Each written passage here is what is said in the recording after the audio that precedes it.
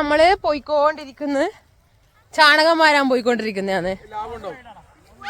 നമ്മളിതാ ചാണകം മറക്കുകയാണ് ഗൈസ്. നമ്മളിതാ ചാണകം ഇത്രയാണ്. നിങ്ങൾ സംശയിക്കുന്നത് ശരിയാണ്. ചെടിക്കിടാൻ വേണ്ടിയിട്ടാണ് ചാണകം വരുന്നത് കേട്ടോ, വേറെ ഒന്നിനുമല്ല. അപ്പോൾ ഇതായിട്ട് ഒരുപാട് പശുവും ആടുകളൊക്കെ വരാറുണ്ട്.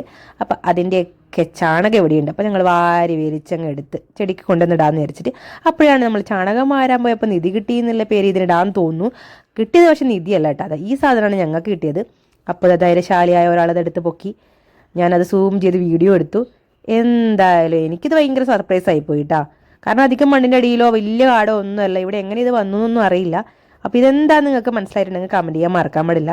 എനിക്കിത് സത്യം പറഞ്ഞാൽ മനസ്സിലായില്ല. എന്തായാലും ഒരു മൃഗത്തിൻ്റെ ആണെന്നറിയാം. കൺഫേം ആയിട്ട് അറിയുന്നവർ എന്തായിട്ടും കമൻറ്റ് ചെയ്യണം.